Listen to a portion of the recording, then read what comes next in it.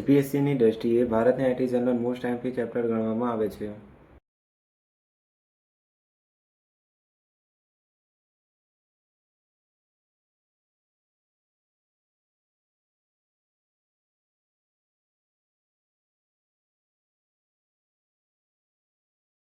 હવે આપણને કેટલું યાદ રહ્યું છે તેના વિશે માહિતી મેળવીએ.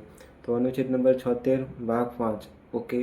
અનુચ્છેદ નંબર 88 અને અનુચ્છેદ નંબર 143. અનુચ્છેદ નંબર 143 મુજબ રાષ્ટ્રપતિ સુપ્રીમ કોર્ટ પાસેથી સલાહ માંગી શકે છે. ઓકે. અને 88 મુજબ લોકસભા અને રાજ્યસભા અને સંસદની સંયુક્ત બેઠકમાં મહાન ન્યાયવાદી સંબોધન અને બોલી શકે છે, પરંતુ મત આપી શકતા નથી.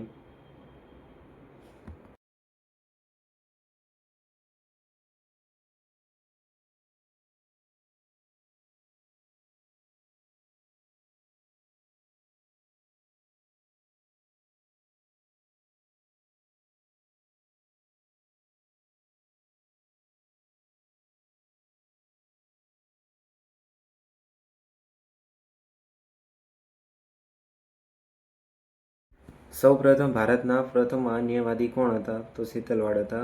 જ્યારે વર્તમાનમાં પૂછવામાં આવે તો વેંકટરામની. કયા નંબરના હતા? 16મા નંબરના. પછી મહાન ન્યાયવાદી બનવા માટેની લાયકાત. સુપ્રીમ કોર્ટના ન્યાયાધીશ બનવા માટેની જે લાયકાત હોય તે લાયકાત અહીં લાગુ પડશે.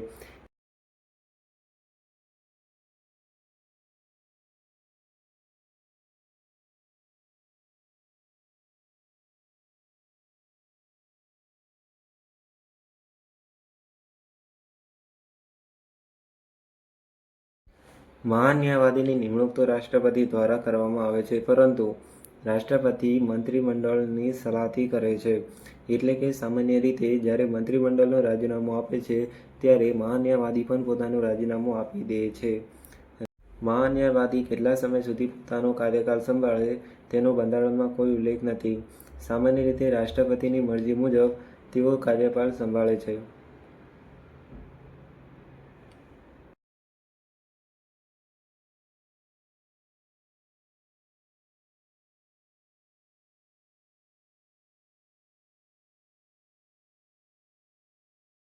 હવે આપણે મહાન ન્યાયવાદી વિશે એવા એમસીક્યુ વિશે વાત કરીએ જે જીપીએસસીમાં વારંવાર પૂછાય છે અને તે પૂછાવાની શક્યતા પણ વધુ રહેલી છે.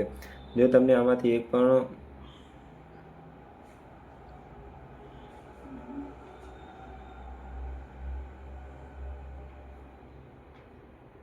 જો તમને આ ચારેયમાંથી જો એકે ન આવડ્યા હોય તો તમારે તૈયારી કરવાની કંઈ જરૂર નથી.